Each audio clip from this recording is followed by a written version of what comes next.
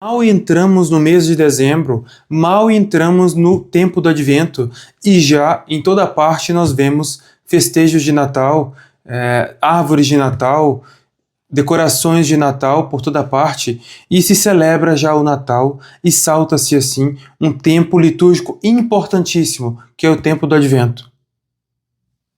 O tempo do Advento é um tempo de penitência que precede para nos preparar para o Natal.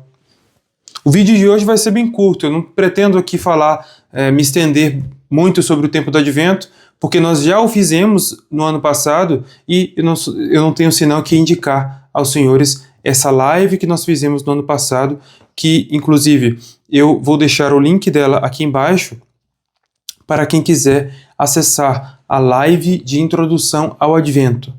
Então, recomendo vivamente que assistam essa live, que foi um pouco extensa e na qual eu li várias coisas e compartilhei com os senhores ideias e indicações sobre o tempo do Advento.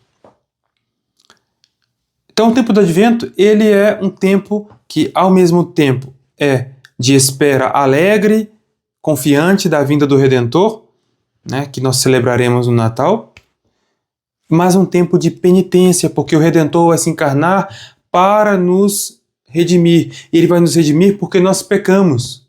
E por isso o tempo do Advento é um tempo que, ao mesmo tempo que nos recorda que aproxima-se o tempo da nossa salvação, ou seja, o tempo da encarnação, a encarnação do Verbo, que é comemorado no Natal, se aproxima, já que o tempo do Advento simboliza o Antigo Testamento.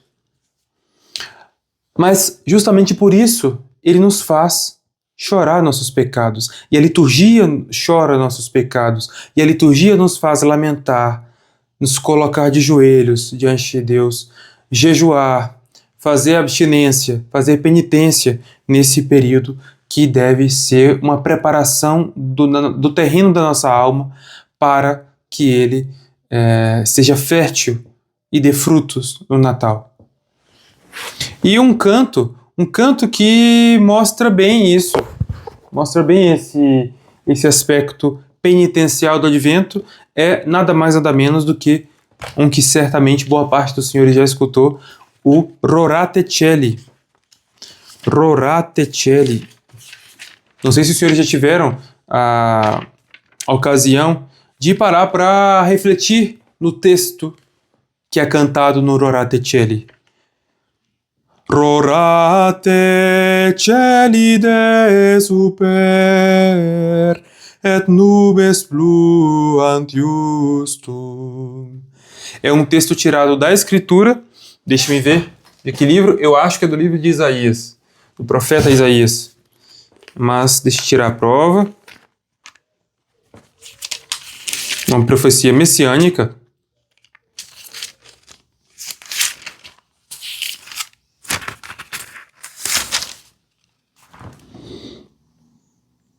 Exatamente. Isaías 45.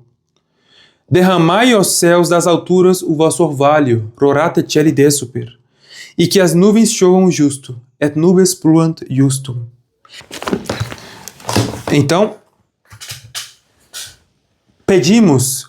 o profeta Isaías pede nessa profecia que os céus derramem o seu orvalho, que significa aqui o Messias, e que as nuvens chovam o justo, ou seja, o Messias, o próprio Messias, nosso Senhor Jesus Cristo.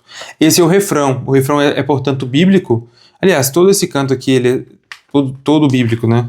Mas o refrão ele é literal, bem literal, da profecia de Isaías, e o refrão exprime desejo, um desejo ardente, que ó chuva, ó céus, derramai sobre nós das alturas o vosso orvalho, e que as nuvens chovam o justo. Um desejo, exprime apenas desejo da vinda do Messias.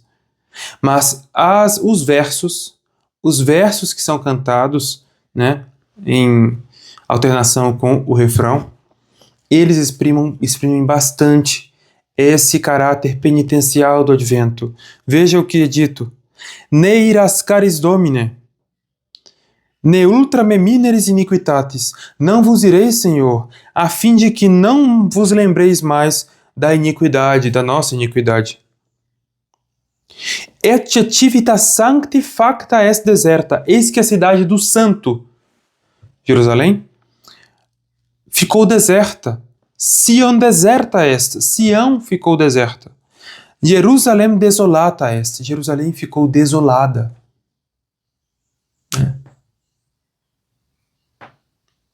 Desolada no sentido original da palavra, né? Ou seja, sem habitante, né? Sem, vazia. Desolada no sentido de vazia. Domus sanctificationis tue et gloriae tue. A casa da vossa santidade e da vossa glória, ubi laudaverunt te patres nostri, onde vos louvaram os nossos pais, os patriarcas. Vamos cantar, então, o verso. Esse é só o primeiro verso de 3, né? São 4. São 4 versos. A gente vai ver aqui só o primeiro hoje. Os senhores viram como o verso ele exprime essa ideia do estado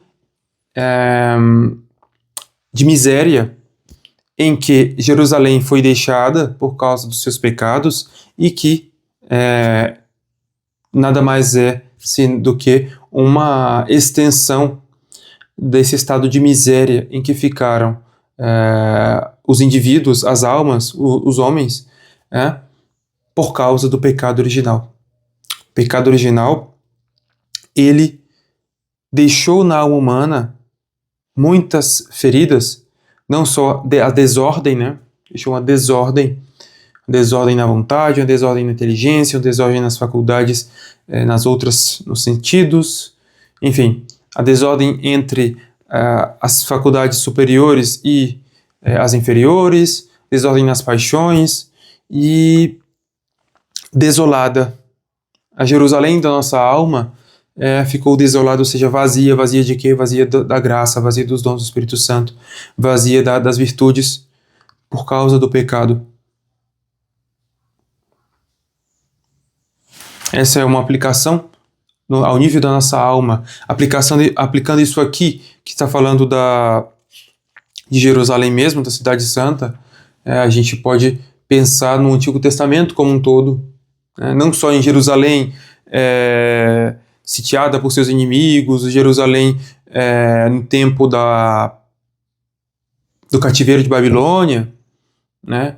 Mas podemos pensar no Antigo Testamento como um todo, né? Como um todo, aplicar isso aqui ao Antigo Testamento como um todo.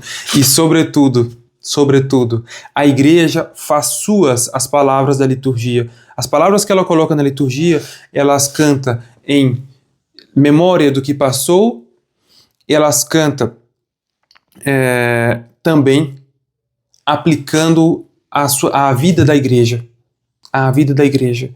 E a gente pode pensar aqui na desolação em que a igreja se encontra, por exemplo, na crise atual, ao longo de todos os séculos, com as diversas tribulações que a igreja enfrentou, que a igreja sempre enfrentou, né, ao longo dos séculos, ao longo de toda a história da igreja, e particularmente nós podemos pensar na crise atual, essa crise gravíssima, essa tragédia espiritual a nível mundial, que faz com que a igreja seja tão esvaziada. E aqui, quando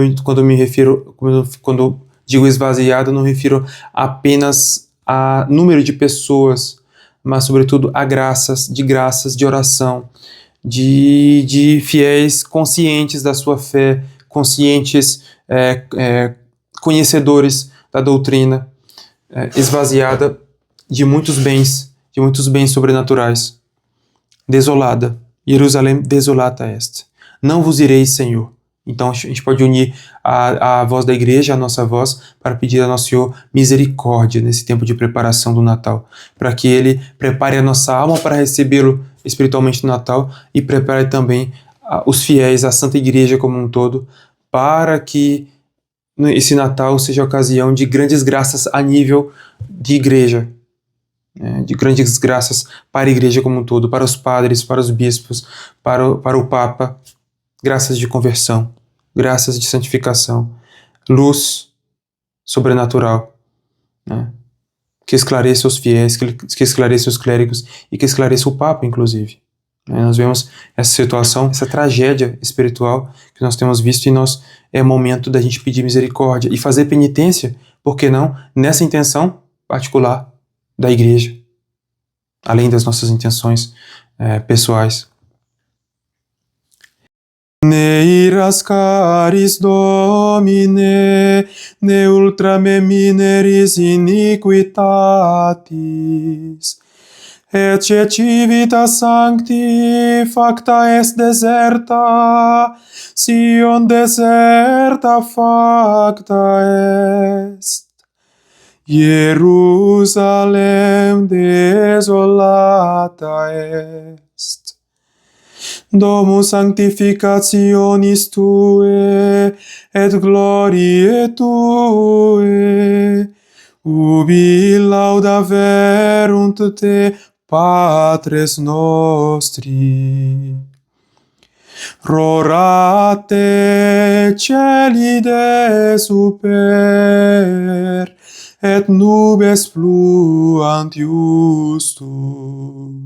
Até a próxima. Deus abençoe a todos. Salve Maria. Não se esqueçam de clicar aqui embaixo na descrição do vídeo para acessar ao vídeo de introdução geral ao tempo do Advento, que nós fizemos no ano passado e que permanece de grande utilidade.